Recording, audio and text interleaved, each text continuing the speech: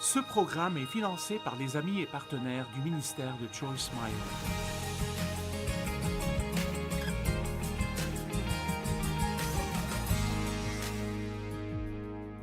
Aujourd'hui, je veux vous parler de la parabole du semeur. Elle est très importante dans la parole de Dieu parce que c'est une parabole à propos de 4 genres différents de... La Bible dit terre, mais elle parle en fait de 4 genres différents de cœur. 4 différents états du cœur et comment ces 4 cœurs différents entendent ou n'entendent pas la parole de Dieu. Il y a quelques milliers de personnes ici aujourd'hui et elles seront multipliées car plusieurs milliers et même des millions regarderont à la télé partout dans le monde et certains tireront plus de ce que je dis que d'autres. Certains entendront ce que je dis et ils agiront d'après ce que je dis et ils commenceront à avoir de bons changements dans leur vie, mais certains ne feront vraiment rien avec. Certains se concentreront sur ce que je dis et d'autres laisseront leurs pensées errer et donc ils resteront là avec un sourire sur le visage, mais ils n'en tirent rien parce qu'ils n'écoutent pas vraiment. Alors, nous allons parler de ces 4 sortes de cœurs aujourd'hui. Prenez une décision à propos de... Je veux dire, vous mettez de votre temps dans ça, alors qu'est-ce que vous voulez vraiment en tirer? Vous savez, ce n'est pas juste un événement. Je ne suis pas intéressée à tourner autour du monde et faire des événements. Je veux dire, je fais ceci parce que je sais ce que Dieu a fait dans ma vie et je sais ce qu'il peut faire, ce qu'il veut faire et ce qu'il est en train de faire dans vos vies.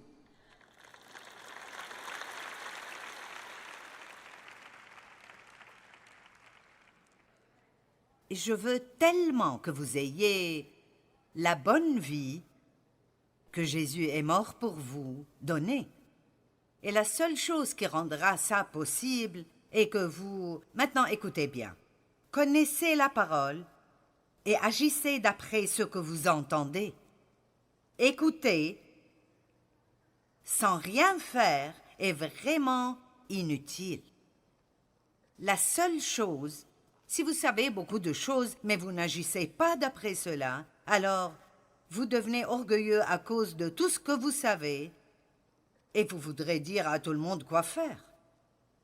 Mais si vous ne le faites pas vous-même, ça ne changera pas votre vie. Ce n'est pas juste d'écouter, ce n'est pas juste de souligner dans votre Bible, c'est de faire ce que vous entendez. Et donc le but, quand vous venez à un endroit comme ça, est soit d'être encouragé de « je fais ceci » ou « je dois m'améliorer » dans ce domaine. Je suis heureux d'avoir entendu cela parce que j'ai besoin de ton aide dans ce domaine, Seigneur. Ne prenez pas la peine d'aller à l'église si vous n'y allez pas avec l'intention d'apprendre quelque chose qui vous aidera à grandir et devenir plus comme Christ dans votre vie de tous les jours.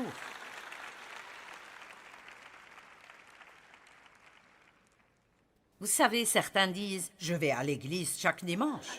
Eh bien, c'est bon pour vous.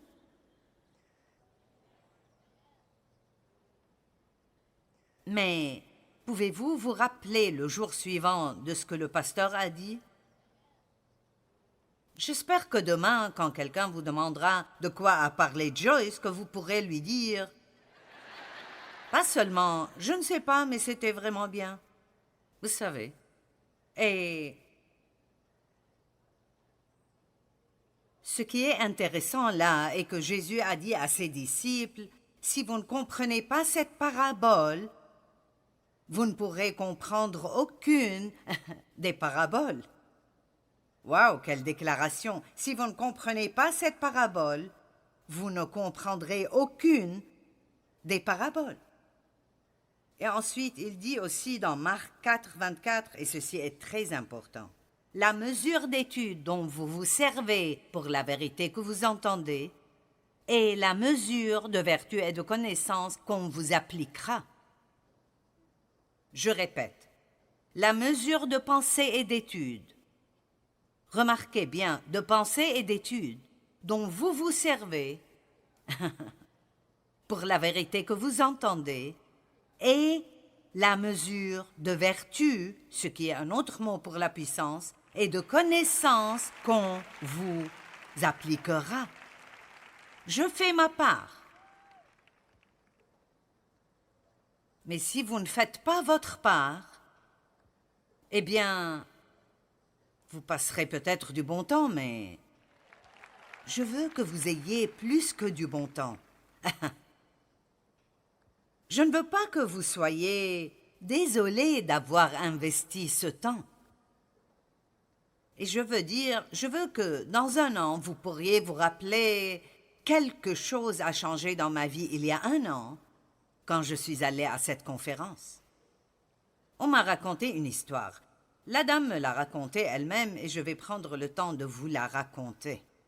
Elle était à l'une de mes conférences il y a des années. À cette conférence, on avait abusé d'elle. Elle avait toutes sortes de problèmes dans sa vie. Et elle est venue chez moi à la fin de la conférence et elle a dit « J'ai découvert ce week-end pourquoi je n'ai de victoire contre aucun de mes problèmes. » Et elle a dit « Quand je t'ai entendu enseigner, et nous avons parlé entre nous ce week-end, elle a dit, j'ai découvert que chacune de ces autres dames avait des problèmes similaires. Elles avaient toutes eu la victoire, elles avaient été libérées, mais pas moi. Elle a dit, comme je les écoutais parler, elles parlaient de choses que Dieu leur avait dites et de choses que Dieu leur avait révélées, et elles les ont faites et leur vie a changé. Elle a dit, sais-tu que chaque chose que Jésus leur a dit de faire, il me l'a dit aussi. La seule différence est qu'elles les ont faites et pas moi.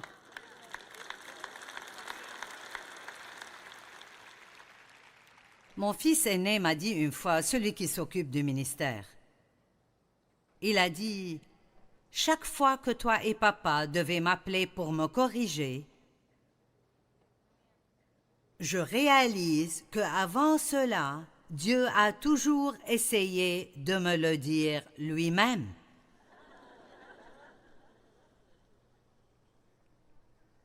Et plus qu'une fois.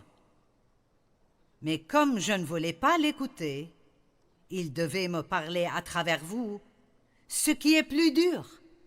Dieu nous parle et nous montre des choses tout le temps. Et nous parlons à cette conférence de prendre un plus grand engagement. Et donc, laissons l'un de nos buts être de nous engager à écouter ce que Dieu dit. Allez, Dieu essaye de vous donner des réponses qui vous garderont loin des problèmes. Et il ne changera pas d'avis. Ça ne vous fera pas de bien de l'ignorer et d'espérer qu'il aura une réponse plus facile, parce qu'il n'en aura pas. Et je sais que toute personne présente ici, parce que Dieu ne fait pas exception de personne, et la parole marche pour tout le monde. Il dit quiconque. Toute personne qui apprendra la parole, étudiera cette parole et la laissera entrer dans les profondeurs de son cœur, là où elle devient une révélation, et agira d'après ce qu'elle enseigne à plusieurs reprises, pas simplement une fois pour voir si elle marchera. Vous n'en êtes pas arrivé là en faisant une seule mauvaise chose une fois. Et tout ne sera pas réparé juste parce que vous faites une seule chose bien une fois. Vous devez prendre un engagement et faire ce que Dieu dit encore et encore. Personne ne peut faire ça et revenir me dire que Dieu n'a pas changé sa vie. Donc, je suppose que je mets un peu de responsabilité sur vous aujourd'hui pour dire votre victoire n'est pas dépendante de nous qui travaillons et étudions pour vous amener la parole. Elle dépend de ce que vous faites, de ce que vous entendez. Amen? Très bien. La parabole du semeur. Marc 4, 1 à 9. Jésus commença à enseigner au bord du lac. Autour de lui, la foule s'assembla si nombreuse qu'il dut monter dans un bateau. Il s'y assit. Et tous les gens tournés vers le lac se tenaient sur le rivage. Il leur enseignait beaucoup de choses sous forme de paraboles. C'est comme une histoire. Voici ce qu'il leur disait. Écoutez. J'aime le fait qu'il a commencé avec ça. Écoutez. Point d'exclamation. Un semeur sortit pour semer. Or, comme il semait, des grains tombèrent au bord du chemin, les oiseaux les mangèrent. D'autres tombèrent sur un sol rocailleux et ils levèrent rapidement parce que la couche de terre n'était pas profonde. Mais quand le soleil se leva, il brûla les petits plants et, faute de racines, ils séchèrent. D'autres grains tombèrent parmi les ronces, celles-ci étouffèrent les jeunes pousses qui ne produisirent rien. D'autres encore tombèrent dans la bonne terre, les plantes poussèrent, se développèrent et produisirent des épis. Les uns portaient 30 grains, d'autres 60 et d'autres 100. Jésus ajouta, « Celui qui a des oreilles pour entendre, qu'il entende bien. » C'est intéressant, certaines des petites phrases qu'il met là-dedans, auxquelles nous ne pensons jamais vraiment beaucoup. Celui qui a des oreilles pour entendre, qu'il entende. Et donc, ce qu'il dit vraiment est, maintenant je dis quelque chose qui est pour tout le monde. Il commence en disant, écoutez. Et puis il dit, si vous avez des oreilles obéissantes. À un endroit, la Bible parle d'avoir une oreille circoncise. Je pourrais dire la même chose et différentes personnes l'entendraient de façon différente dépendant de l'état de leur cœur et certaines personnes ne l'entendraient pas du tout. C'est quelque chose qu'ils n'aiment pas, alors ils la rejettent immédiatement avant qu'elle n'ait l'opportunité de faire quoi que ce soit. Maintenant, dans notre monde d'aujourd'hui, avec les fermes opérées avec des machines, nous ne comprendrons pas immédiatement la parabole du semeur parce que Jésus a utilisé des exemples qui sont relatifs à la culture dans laquelle il vivait. C'est une parabole tirée de la communauté des fermiers du temps de Jésus. Mais ses auditeurs auraient immédiatement reconnu la scène et se seraient identifiés avec le message. Tout le monde vivait grâce au travail de la ferme, excepté les très, très riches. Maintenant, ma grand-mère avait un jardin. J'étais dans son jardin assez souvent. Maintenant, je ne suis certainement pas une fermière, mais je sais certaines choses. Certains d'entre vous ont planté des jardins, peut-être des légumes ou au moins des fleurs. Donc, vous savez que vous n'aurez jamais de récolte si vous ne plantez pas une graine d'abord. Amen? Tant que la terre reste, il y aura du temps pour la semence et pour la récolte. Vous plantez votre graine dans la terre, puis il y a toujours du temps. Et puis, éventuellement, il y a une récolte. Eh bien, le semeur qui sème est le Saint-Esprit. Maintenant, il utilise ma bouche aujourd'hui, mais c'est l'Esprit Saint qui sème la graine de la parole de Dieu dans votre vie.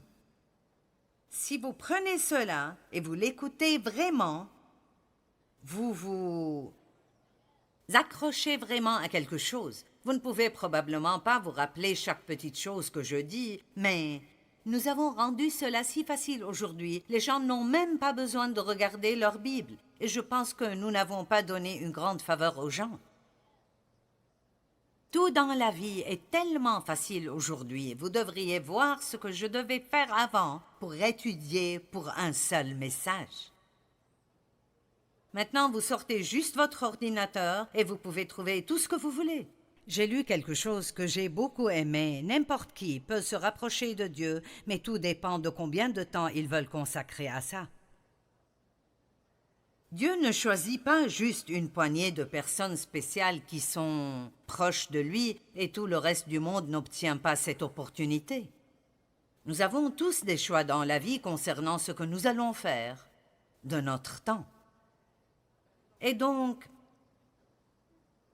il n'y a rien dans cette parabole qui dit « ça a bien marché pour certaines personnes, mais pas pour d'autres parce que la qualité de la graine que certaines personnes ont eue était meilleure que d'autres. » La graine que je vous donne aujourd'hui est parfaite.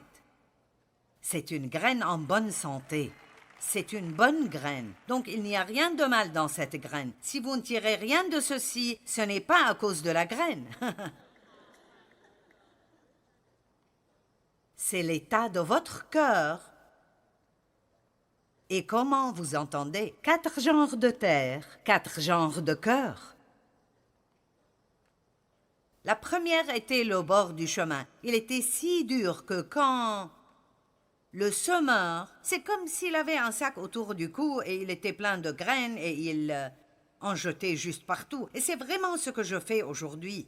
Je les jette.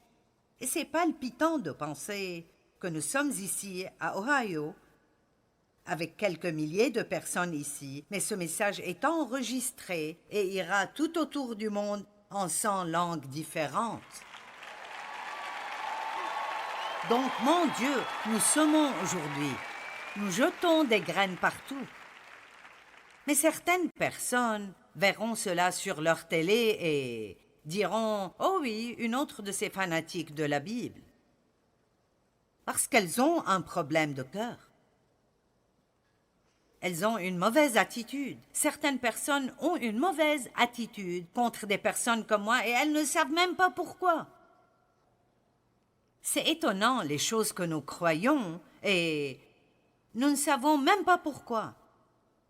Oh, quelqu'un a dit une fois, donc, j'ai dit d'accord.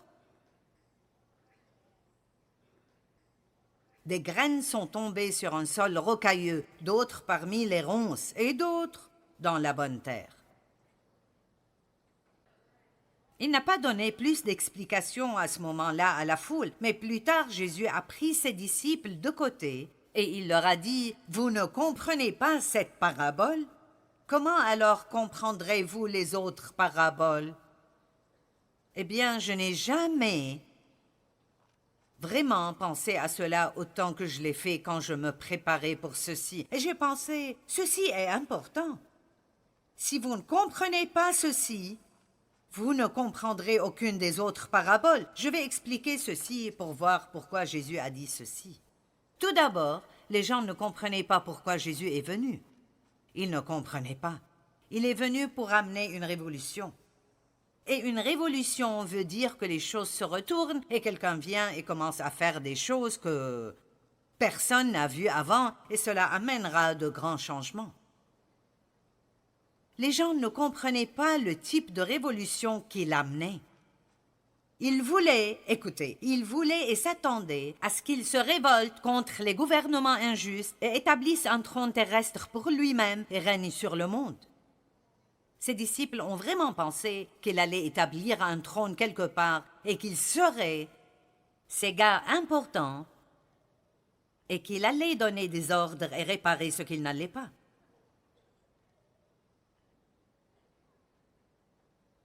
Jésus a annoncé dès le début de son ministère, le royaume de Dieu est là.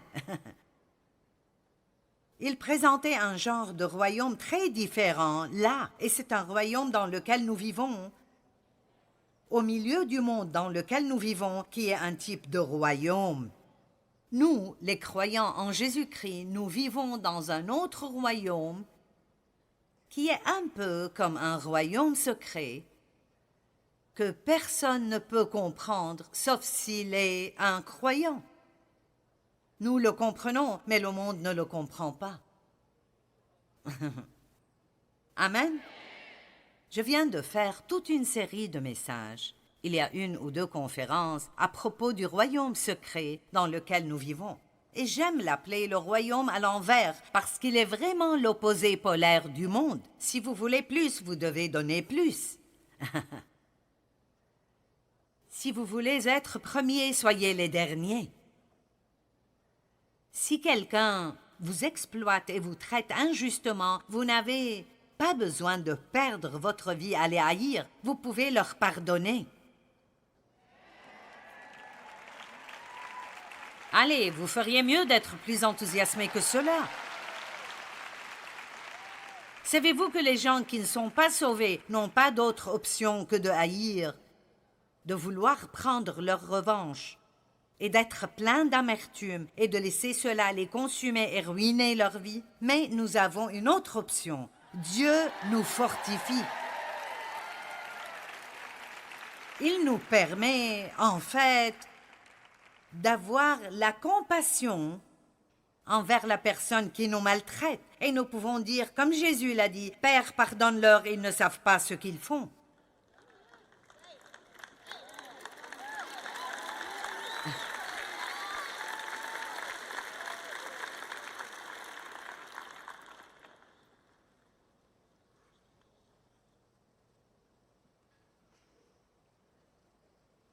Il voulait qu'ils vivent la meilleure vie imaginable dans ce royaume. Tout le royaume, ce royaume secret, est basé sur une chose: écouter, comprendre et agir d'après la parole de Dieu.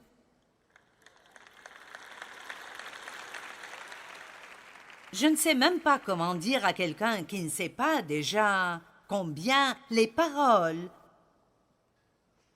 de ce livre sont puissantes. Je veux dire, Mike partageait juste 2 témoignages avec moi aujourd'hui de 2 magnifiques dames amish qui sont là. Et l'une d'entre elles a dit qu'on a abusé d'elle et elle cherchait de l'aide. Elle est allée à la bibliothèque publique et a trouvé un tas de mes livres. C'était le champ de bataille de la pensée. Et sa vie a été complètement transformée. Et maintenant, elle enseigne.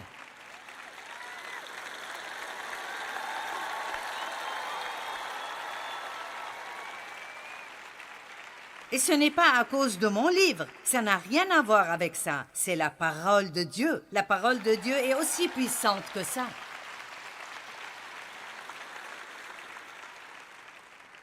C'est pour cela que vous venez et vous asseyez dans un bâtiment qui est un peu trop froid aujourd'hui.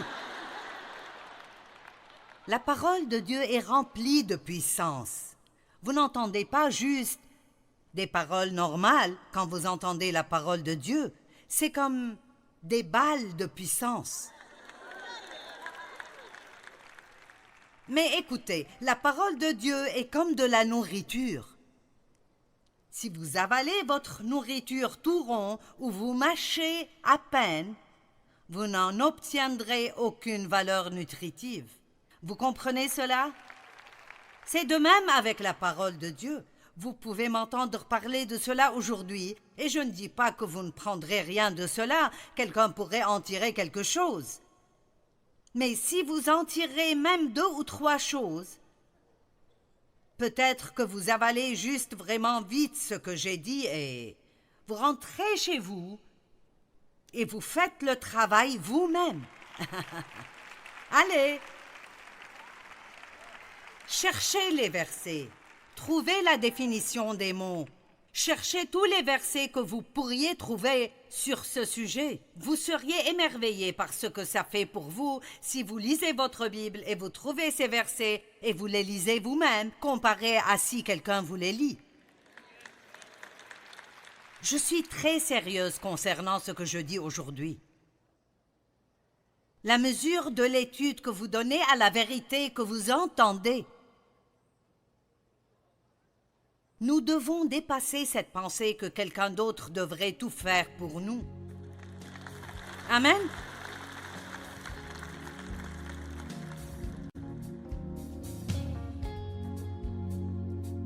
Jésus est venu pour amener une révolution, mais elle était différente de ce qu'il voulait. Nous disons tous que nous aimerions entendre de Dieu, mais pas tout le monde est prêt à écouter. La Bible dit « Faites attention à ce que vous entendez, parce que la mesure dont vous vous servez est la mesure de vertu et de connaissance qu'on vous appliquera. » L'enseignement aujourd'hui a été pris de la parabole du semeur, et c'est une parabole importante. Je veux vraiment vous encourager à commencer à étudier la parole en investissant du temps, chaque jour, dans cela.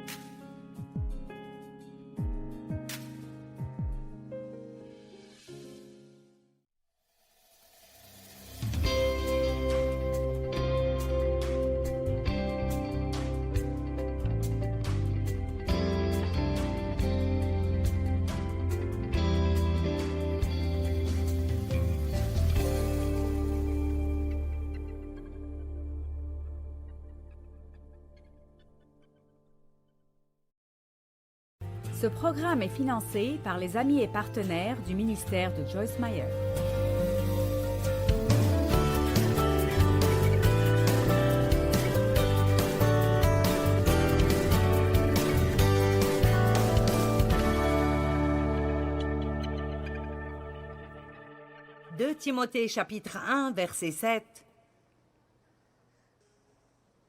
Car Dieu ne nous a pas donné un esprit de peur, de timidité, de lâcheté et de crainte, mais il nous a donné un esprit de puissance et d'amour et un esprit calme et bien équilibré, un esprit de discipline et de maîtrise de soi. » Alors, comprenons cela. Dieu nous a donné un esprit, l'esprit de Christ est un esprit calme et bien équilibré. L'esprit de la chair est celui qui est susceptible. Et nous avons un esprit de discipline et de maîtrise de soi. Donc, que tout le monde dise, j'ai de la discipline, et j'ai de la maîtrise de soi, et j'ai la paix, et j'ai la sagesse, et j'ai Jésus. Maintenant, avec tout ça, comment votre vie peut-elle être un gâchis?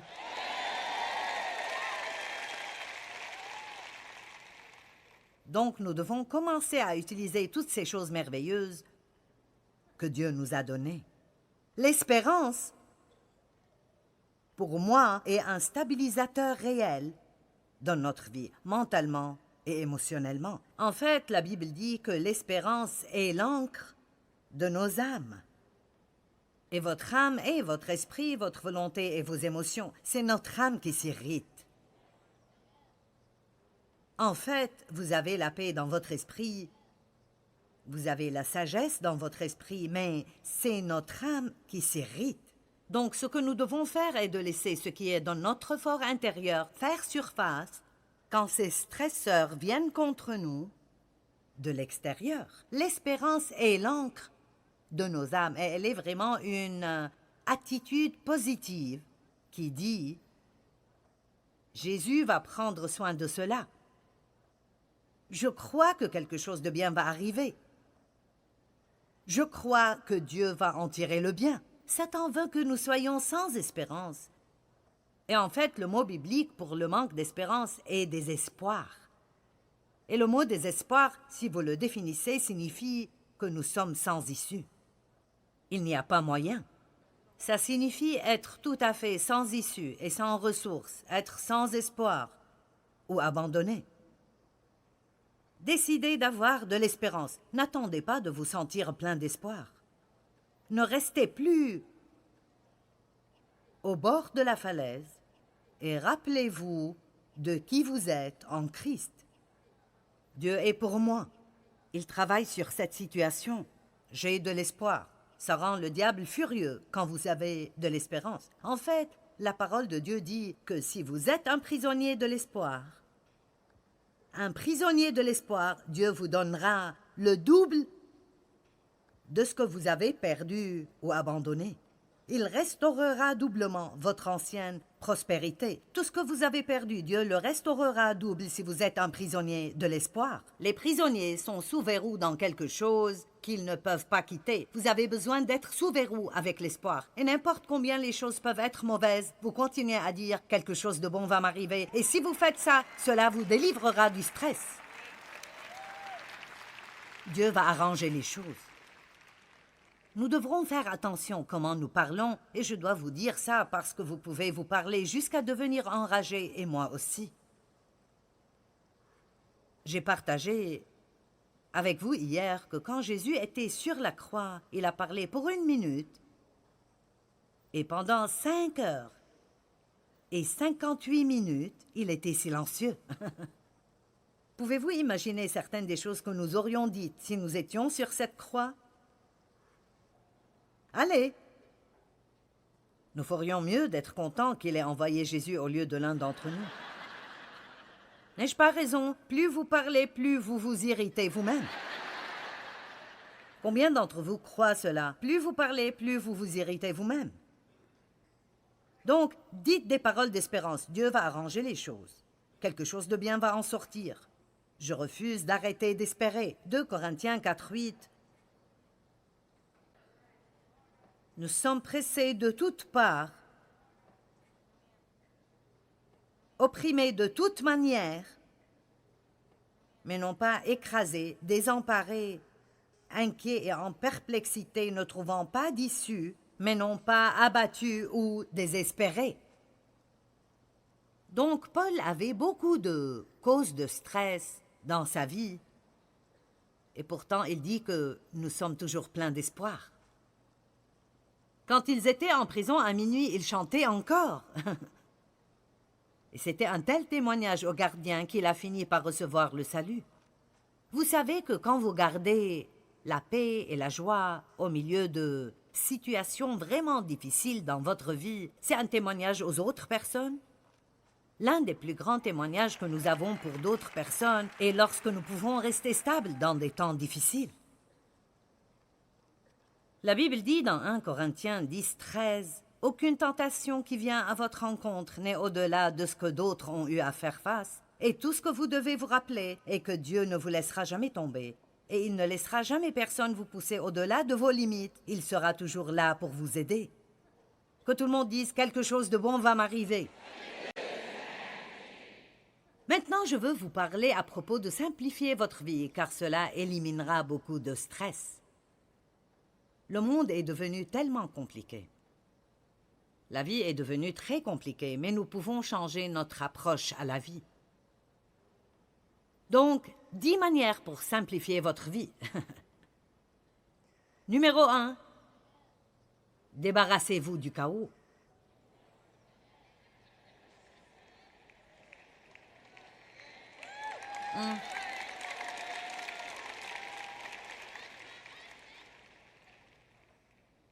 Et cela veut dire mettez des limites. Limitez le nombre de choses inutiles que vous allez garder chez vous.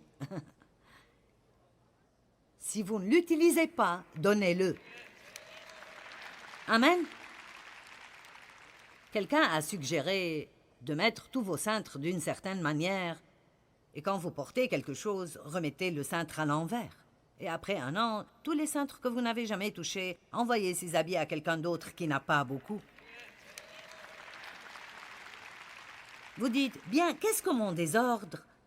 Qu'est-ce qu'amasser des affaires ont à voir avec le stress? Ça a beaucoup à voir avec le stress, parce que si votre entourage a l'air chaotique et en désordre, vous allez vous sentir stressé. Dieu n'est pas l'auteur de la confusion. J'ai dit hier que nous avons commencé à inspecter la chambre dans laquelle nous sommes, et c'est étonnant, même dans votre maison, combien de choses ont des bordures. Les cadres d'images ont des bordures. Les livres ont des marges et des bordures. Chaque pièce de propriété a une extrémité ou une limite. Une clôture est une frontière. La plinthe placée au pied du mur est une bordure. Et toutes ces choses, même si la société ne réalise pas ce qu'elles font, elles rendent les choses nettes et ordonnées. Elles empêchent que tout soit emmêlé et paraisse désordonné tout le temps. Ne soyez pas tellement débordés en rapportant tant de produits chez vous que vous ne pouvez plus trouver quelque chose quand vous le voulez. Allez, certains d'entre vous payent encore pour des choses, vous payez encore pour des choses, alors que vous ne savez même plus où elles sont maintenant. Amen. Vous ne savez même pas ce que vous avez fait avec. Vous l'avez acheté, c'était en solde, une bonne affaire. Oui, je l'ai mis sur la carte de crédit. Impossible de laisser passer ça. Vous allez probablement oublier que vous l'avez, et plus tard, quand vous en aurez besoin, vous irez en acheter une autre.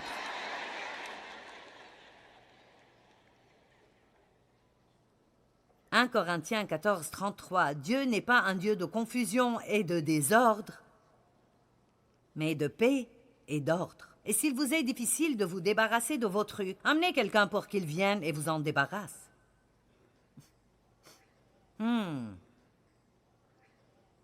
Numéro 2, quand vous voulez quelque chose, demandez à Dieu de vous la donner et laissez la chose. Demandez à Dieu de vous la donner et croyez que si c'est bon pour vous, il vous la donnera au bon moment. Ne stressez pas en essayant de faire que des choses arrivent dans votre vie quand Dieu seul peut les faire. Disons que vous voulez vraiment être le leader de la louange dans votre église. Bien, demandez à Dieu. Dieu, si c'est la bonne position pour moi, alors je prie que tu m'aides. Si vous avez besoin de remplir une demande, faites-le, mais ne vous mettez pas en colère parce que quelqu'un d'autre a été choisi. Ne restez pas anxieux sur qui va être choisi. Faites confiance à Dieu et vous pourrez sûrement avoir plus de paix. Et je n'ai pas le temps d'ouvrir tous ces versets parce que j'ai encore beaucoup de choses que je veux partager avec vous, mais Jacques 4, 1 et 2 ont été véritablement un tournant dans ma vie. Et Jacques chapitre 4, verset 1 dit « D'où viennent les conflits, d'où viennent les querelles parmi vous? Sinon, de vos désirs mauvais. » Et puis le verset 2 dit « Vous êtes remplis de passions jalouses et vous ne pouvez rien obtenir. Et vous commencez même à détester les gens qui ont ce que vous voulez. Vous brûlez d'envie et de colère et vous multipliez les querelles et les conflits. » Grande réponse ici. Vous ne possédez pas parce que vous ne demandez pas. J'aime cela. Vous n'avez pas à essayer de faire que les choses arrivent dans votre vie. Vous pouvez demander à Dieu. Et si c'est bon pour vous, Dieu ouvrira la bonne porte au bon moment. Et nous pouvons même remercier Dieu s'il ne nous donne pas ce qu'on veut, en croyant qu'il sait mieux que nous ce qui est vraiment bon pour nous. Certains d'entre vous sont tous stressés à cause de quelque chose que vous voulez et vous essayez de l'obtenir et cela ne marche pas. Faites confiance à Dieu que si c'est bon, il vous le donnera. Une chose est sûre, si Dieu ne peut pas le faire, vous ne pouvez pas le faire. Amen. Je dis à Dieu parfois, « Dieu, si tu ne peux pas le faire, je ne pourrai pas le faire. » Je vais rester en paix et attendre que Dieu le fasse. Numéro 3, arrêtez d'essayer d'impressionner les gens. C'est un remède contre le stress. Mon Dieu, je serais morte de stress si j'étais là et je sentais comme si j'avais à impressionner tout le monde. Vous pouvez être sûr que ce que vous voyez et ce que vous aurez, c'est juste moi. Je suis la même partout où je suis. Sauf que je ne parle pas aussi fort quand je suis en public. Mais c'est l'un des meilleurs compliments que les gens qui me connaissent me donnent.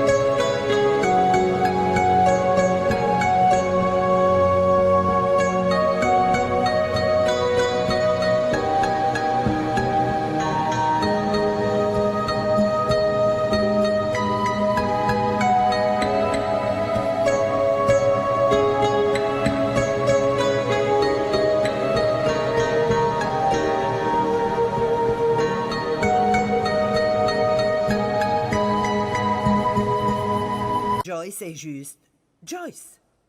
Nous n'avons pas à impressionner les autres. Nous n'avons pas à prétendre pour d'autres personnes. Nous n'avons pas à nous comparer avec d'autres personnes. Nous n'avons pas à faire une compétition avec les autres. Soyez vous-même.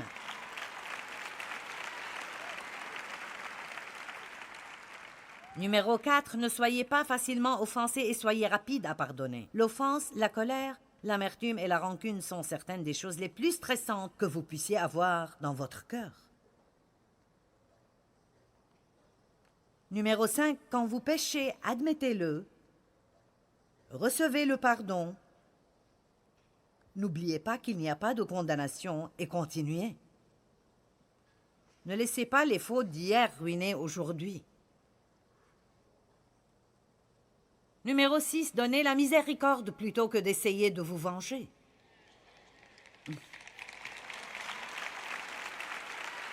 Ça marche comme ça. Eh bien, tu ne le mérites pas, mais je vais laisser tomber ça. C'est votre processus de pensée. Je ne devrais vraiment pas te parler après ce que tu as fait, mais je vais laisser ça et t'accorder la miséricorde parce que j'en ai besoin aussi. Numéro 7, quand vous avez besoin d'aide, demandez-le. Pouvez-vous m'aider? Numéro 8, prenez des décisions. Cessez d'être si indécis à propos de tout. Si vous êtes vraiment indécis, vous pouvez stresser en essayant de choisir ce que vous voulez sur le menu d'un restaurant.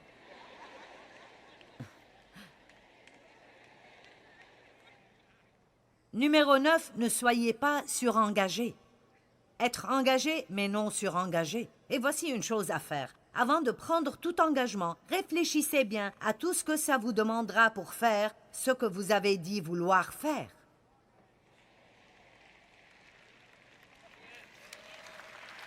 J'ai dû apprendre ça avec toutes les opportunités de prédication ou autres opportunités dans beaucoup de choses. Je dis oui aux choses, mais j'ai appris que si je ne réfléchis pas au processus, c'est très facile de dire « Oh oui, oui, sûrement, amen, compte sur moi. » Et après, nous sommes « Ma vie me rend fou. » Vous savez, quand vous vous entendez plaindre tout le temps de votre vie, c'est un indicateur que vous devez faire un changement. Amen? J'ai dit que vous devez faire un changement. C'est un indicateur que vous avez besoin de faire un changement. Ça veut dire que vous devez faire un changement. Oh oui, je dois le dire plusieurs fois. Vous, pas quelqu'un d'autre. Vous et moi, nous devons faire des changements.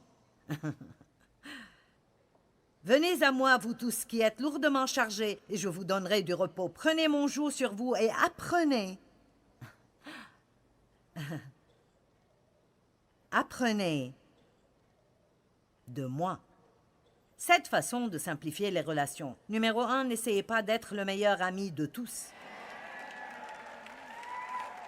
D'après ce que disent les experts, une personne ne peut gérer correctement que 3 vrais bons amis intimes.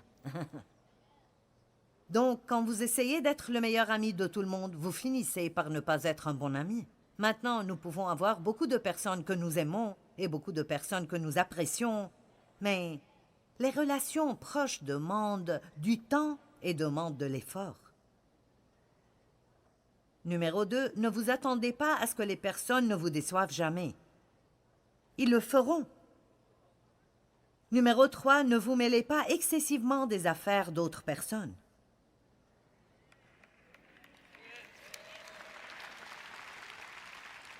Vraiment, certains d'entre vous sont maintenant tous stressés à cause du problème de quelqu'un d'autre. Ne soyez pas, j'aime le terme biblique, enchevêtrés dans les affaires de cette vie. Numéro 4, ne donnez pas de conseils que les gens ne veulent pas.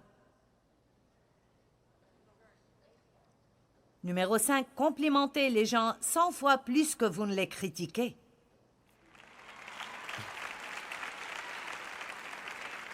Numéro 6, dites « Je suis désolé ». Allez, pratiquez.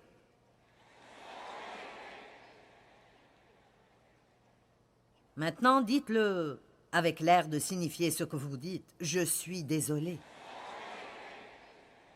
Numéro 7, croyez toujours le meilleur à propos de chaque personne dans toute situation. Amen? Bien, maintenant, encore quelques points. Gardez votre paix. Nous avons parlé à ce sujet comme décider de garder notre calme. La paix est nôtre et nous avons besoin de nous y accrocher. Mais laissez-moi juste aller rapidement à Exode 14, 14. Le Seigneur combat pour vous. Gardez votre paix et restez au repos. Wow! Job 13, 5. Ah, si seulement vous vous étiez tus. Ça aurait été pour vous la sagesse. Vous seriez passés pour des hommes sages. Ésaïe 26, 3. À celui qui est ferme dans ses intentions, tu assureras une paix profonde parce qu'il se confie en toi. L'anxiété fait tourner votre esprit autour et autour du problème. Mais quand vous considérez ce que Dieu peut faire dans votre situation, alors vous pouvez rester en paix. Et Philippiens 4, versets 4 à 7, nous dit de nous réjouir et d'être en paix. Réjouissez-vous toujours dans le Seigneur. Ne vous inquiétez de rien, mais en toute chose faites connaître vos besoins à Dieu. Et la paix de Dieu qui dépasse tout ce que l'on peut comprendre gardera votre cœur et vos pensées en Jésus-Christ. Donc la joie et la réjouissance réduisent le stress. Riez.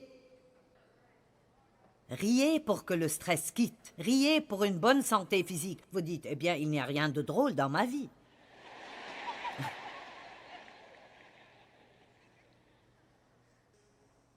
Oui, bien, vous êtes assez drôle vous-même si vous y pensez.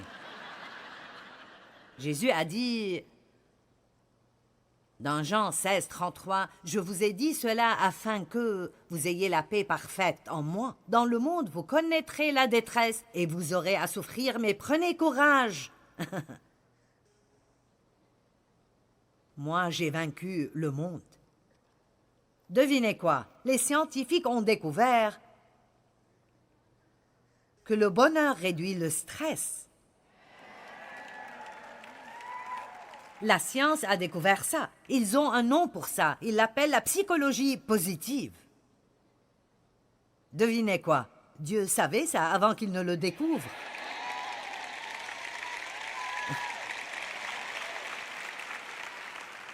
Honnêtement, je suis titillée avec tous les experts et tout ce qu'ils connaissent. Les scientifiques nous disent qu'une des 5 meilleures façons de réduire le stress est de faire quelque chose qui vous fait plaisir. Bonjour, je ne suis pas experte et je vous ai dit ça hier matin. Un cœur heureux est un bon remède. Vous savez, la joie peut venir de faire quelque chose que vous aimez faire. Amen.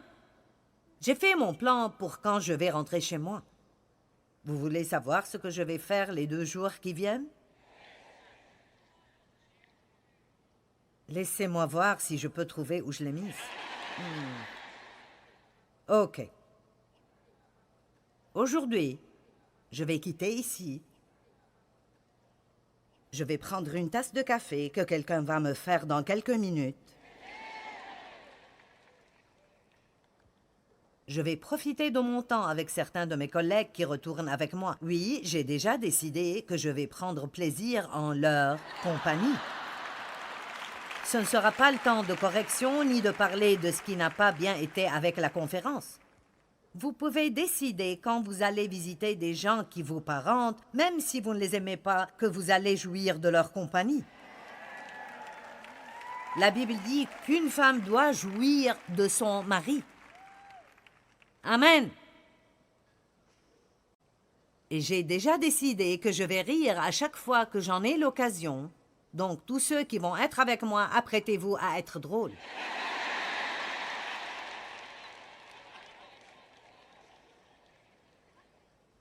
Je vais aller à St. Louis et manger dans mon restaurant favori. Ils ont construit une petite zone extérieure et je vais en jouir. Penser à cela m'aide à mieux prêcher aujourd'hui. C'est vrai, honnêtement. Vous ne voulez pas museler le bœuf alors qu'il foule le maïs. Quand vous travaillez, vous devez penser à quelque chose que vous allez faire et qui vous fait plaisir. Bien, je n'ai pas le temps de me faire plaisir. Tout ce que je fais, c'est travailler et je n'ai pas d'argent pour me faire plaisir. Oh, arrêtez d'être un martyr.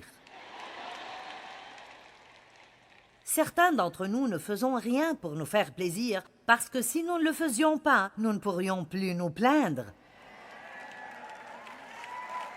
Wow, c'est bon, je vais dire cela et quitter la ville.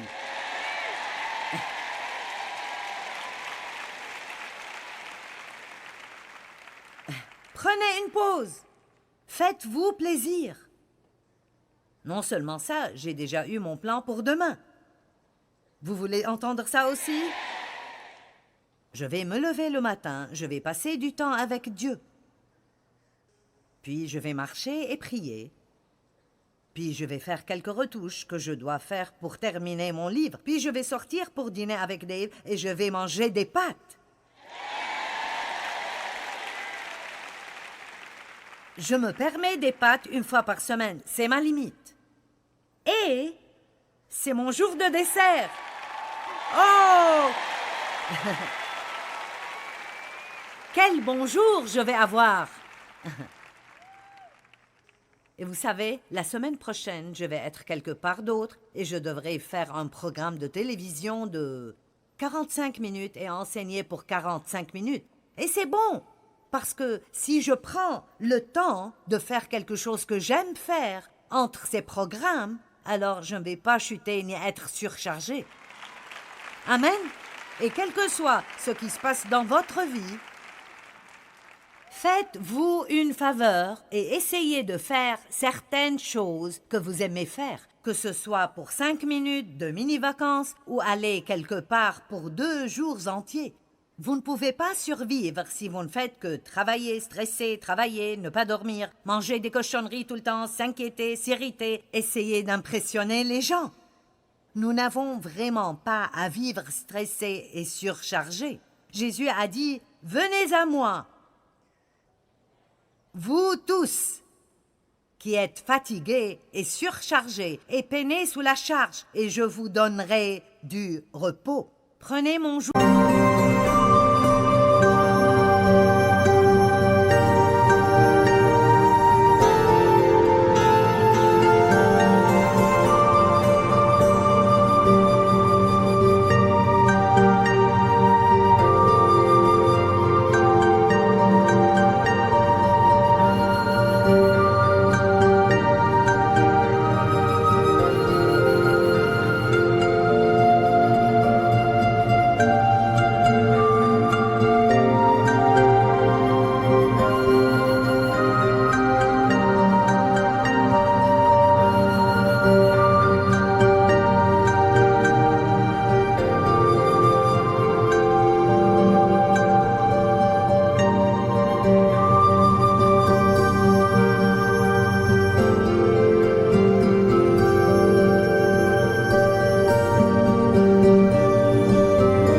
Sur vous et apprenez de moi.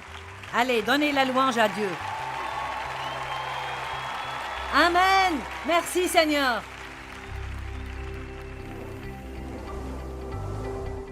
N'est-ce pas merveilleux de savoir que vous n'avez pas à vivre une vie remplie de stress? Dans Matthieu 11, 28 et 29, Jésus a dit « Venez à moi, vous tous qui travaillez dur et qui peinez sous la charge, et je vous donnerai le repos. Prenez sur vous mon joug et apprenez de moi, car je suis doux et humble de cœur, et vous trouverez le repos pour vos âmes. »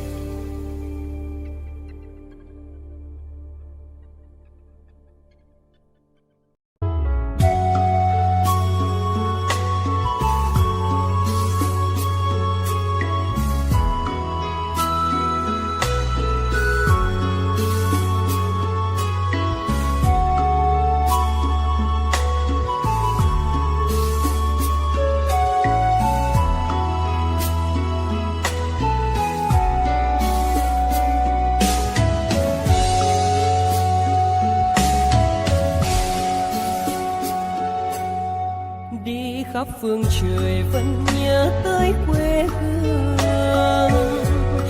Người về đây thăm làng trù quê mẹ và làng sen quê cha, xúc động bồi hồi người rơi giọt lệ, thương mái nhà tranh thương đất mẹ nghề.